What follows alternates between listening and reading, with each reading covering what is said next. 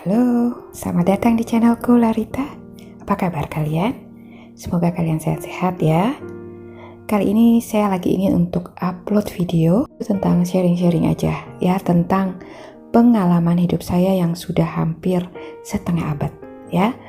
Saya berharap di sharing ini teman-teman bisa mengambil pelajaran berharga dari perjalanan hidup saya ya, dan bisa menjadi pencerah buat kalian yang saat ini lagi dihadapi masalah yang sama. Oke? Kali ini aku mau sharing tentang rumah tangga dan pelakor ya. Belakangan ini saya mulai concern ya, memperhatikan bagaimana banyak rumah tangga yang kandas karena hadirnya orang ketiga dalam hubungan itu ya. Sebenarnya sih saya udah mulai tertarik memperhatikan masalah ini sejak saya mengalaminya sendiri ya. Saat itu saya mengalami goncangan yang lumayan dahsyat ya di rumah tangga saya karena adanya pelakor ya, wanita lain yang ternyata di sekitar saya itu banyak banget ya yang mengalami hal yang sama dengan saya. Dari mulai ibu-ibu yang anaknya masih kecil-kecil ya, dan ada juga wanita-wanita yang sudah punya karir yang bagus ya. Dari kepala sekolah, PNS, karyawan bank, karyawan perusahaan swasta ya. Mereka juga mengalami hal yang sama dengan saya. Waktu itu saya cuma menjadi pendengar saat mereka cerita ya, karena saya pikir masalah itu bukanlah hal yang bisa diceritakan dengan siapa aja ya. Saya memang tertutup dan biasa menyelesaikan sendiri permasalahan saya tanpa melibatkan siapapun, termasuk keluarga atau orang tua saya ya. Bagi saya, ketika kita siap untuk berumah tangga, itu artinya kita telah siap untuk menanggung segala konsekuensinya dan menyelesaikannya sendiri tanpa melibatkan pihak lain yang justru akan memperkeruh keadaan ya.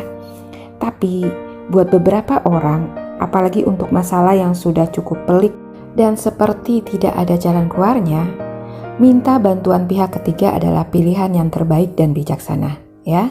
Sebenarnya nggak masalah sih kalau kita mau melibatkan orang lain sepanjang orang itu adalah orang yang dituakan ya atau disegani, dan bijak juga adil ya, bukan orang yang berpihak dan justru akan membuat permasalahan akan melebar kemana-mana. Oke? Saat hati terluka karena dikhianati, respon tiap orang itu berbeda-beda.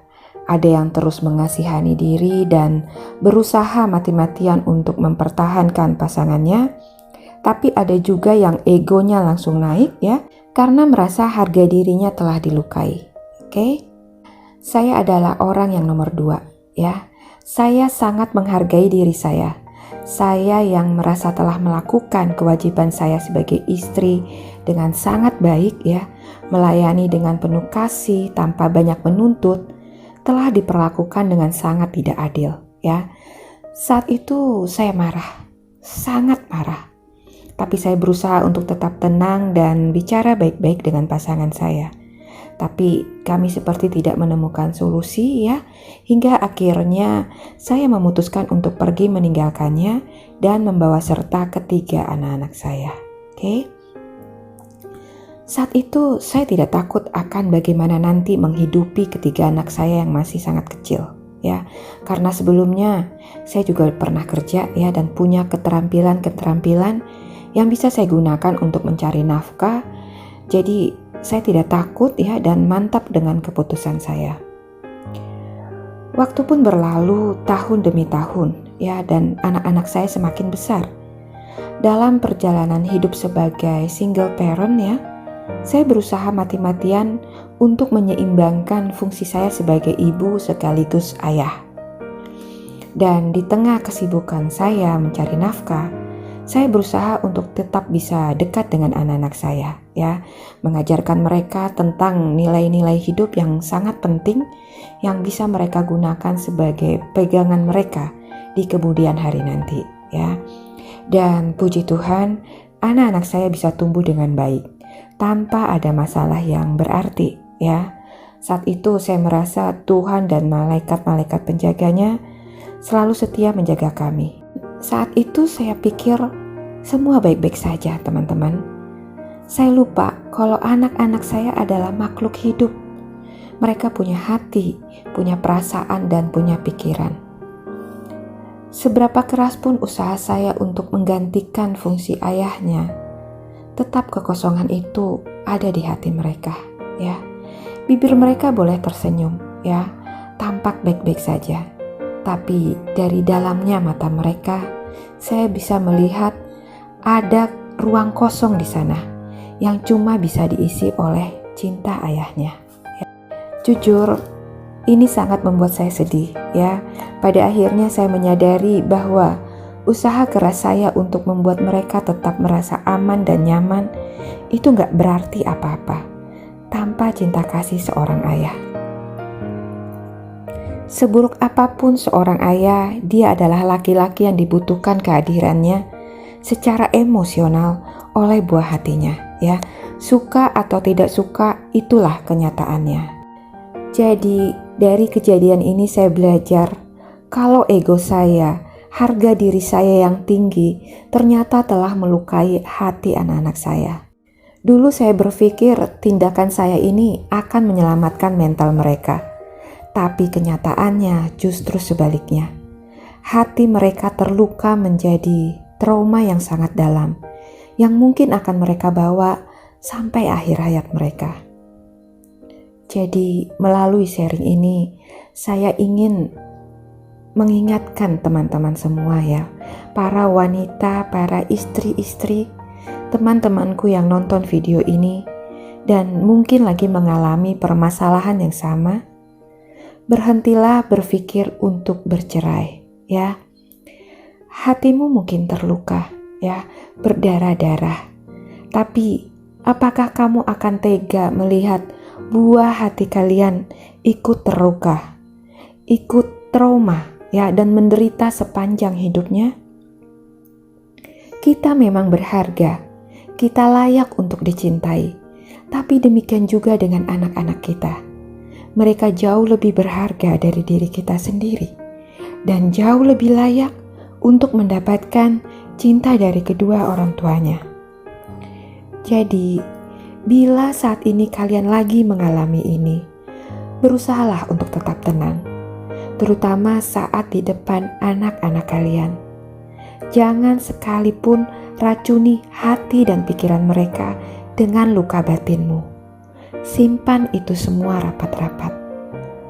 Bila suamimu tidak bisa diajak bicara baik-baik, bicaralah sama Tuhan. Serahkan semua permasalahanmu kepadanya. Tumpahkan tangismu dalam sujud doamu. Percayalah, Tuhan itu Maha mendengar. Ia mendengar dan memahami setiap jeritanmu. Dia gak akan membiarkan masalahmu kan hidupmu. Mintalah beliau untuk campur tangan dalam setiap permasalahanmu. Ia adalah Tuhan yang Maha Bijaksana. Ia punya 1001 cara untuk menyelesaikan apapun yang jadi permasalahanmu. Berdoalah, minta kekuatan, minta kesabaran, keikhlasan untuk menerima ujian ini. Percayalah, ketika kamu bisa berserah dan mengandalkan Tuhan sepenuhnya, sebuah mukjizat akan datang memulihkan semuanya. Permasalahan yang seberat apapun akan sanggup Ia ubah menjadi baik. Oke? Lalu, berjalanlah kalian ke depan cermin dan perhatikan diri kalian baik-baik. Jujurlah pada dirimu sendiri. Introspeksi diri kalian. Apa yang ada di dalam dirimu yang mungkin ikut berkontribusi membuat masalah ini terjadi? Kalau kamu merasa gak ada yang salah dengan dirimu, lihat masa lalumu. Adakah hal-hal buruk yang pernah kamu lakukan di masa lalu yang mungkin menjadi karmamu saat ini? Ingatlah, setiap hal yang kita lakukan, baik atau buruk, semua pada akhirnya harus dibayar. Itulah sebabnya sangat penting untuk kita menjaga perilaku kita, ya, karena hidup ini ibarat cermin. Yang datang padamu adalah bagaimana dirimu di masa lalu juga di masa sekarang. Oke? Suatu kejadian atau permasalahan ada untuk suatu alasan. Kehadiran seorang pelakor di rumah tangga kita adalah bentuk teguran untuk kita berbenah diri. Ujian suami adalah ujian istri. Kalian akan bertumbuh dari permasalahan ini.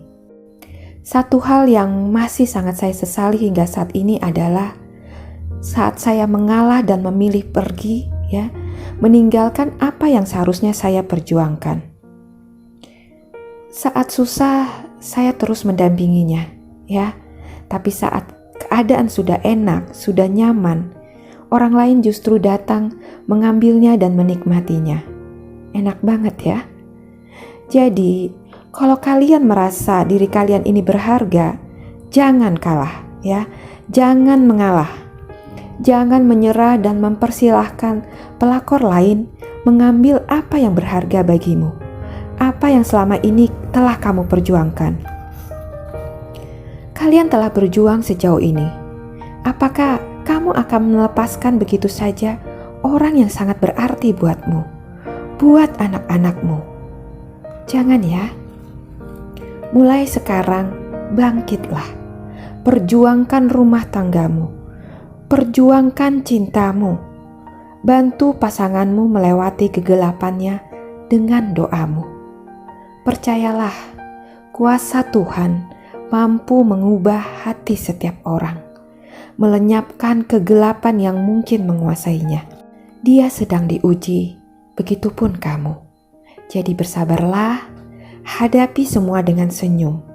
Tunjukkan kalau dirimu baik-baik saja, terutama di depan anak-anakmu. Kamu ini kuat kok, Kamu sabar, kamu orang yang berjiwa besar, dan ketulusanmu itulah yang akan menyelamatkan rumah tanggamu dan juga anak-anakmu. Perbaiki kualitas dirimu. Ikuti kegiatan-kegiatan yang bermanfaat untuk pertumbuhan pribadimu. Buatlah dirimu bercahaya, karena dari cahayamu itulah suamimu akan melihat jalan untuk pulang. Oke? Jadi, buat para istri, teman-teman wanitaku yang hebat, ayo, semangat lagi, Dekatkan dirimu pada Tuhan dan biarkan Beliau yang menyelesaikan semuanya untukmu. Tuhan memberkatimu. Oke? Sampai jumpa lagi di video saya selanjutnya. Bye-bye.